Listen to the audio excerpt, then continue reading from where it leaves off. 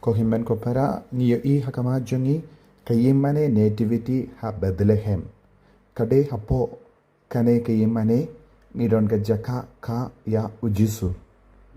Bad buun gibriu ki wan tushane ban pay ya kata ga jaka baki duai hakamat jonga. Ipuli haka gospel jongu Lucas kaba arkinyu. Bad kalaka yala u kun prangsngi but kala sop ia u daki giant sop but kala pintia ia u haka shingoid naba kim iyo jakasa haki yimbasa hangneng iyo I yaka dur jonka jongu klur malumala ban kadau hangi kade hangne kadon ka shingoid jongu jisu but hangne kamaria kalaka ia u kulung Pangi puliru haka gospel jungu Lucas ki kabaar ki angel killer wai hakamat ki nangap lambarot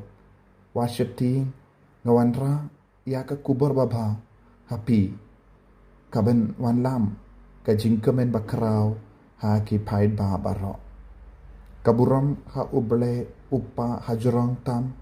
ka jingsu ha ka perte ha ki briu kiba ublay uid ye. Bad day hangne kinongap lambarot kilawan ban mane ya ukulung ujisu. De hakaju kanega jaka ki restart na mingi kilawan bad kila yo I ya ukulung ujisu bad ka kemi. Bad kila late pai da ka jingkaman. Bad ngem yo isu ya kebenda jonge shingoid hangne namar kalara ya kiding bad ki ve pat ki benda jonge shingoy sharom bad ki bu haka kayimane jonga Maria Teisoti ka Basilica jonga Mary Major Harom wad kataru buon gibriu ki van shem jing tingen jingsu haka ba ki duai haganega jaka kibriu ki dem ki mane ya kulungu jisu haka ba kiyo yaga jingsma jong kulung ujisu na kanega jaka ka jong ujisu hakanega Christmas ngi duai pa ujisu un karku kardo yangi badun shem un lap ka jaka sa hapo ka do nur kamen siem jongi krampa ka jingem jongi baro kallong ka ba seiso ban pidiang pura ya ujisu aga jingem ujisu belawan banai jingem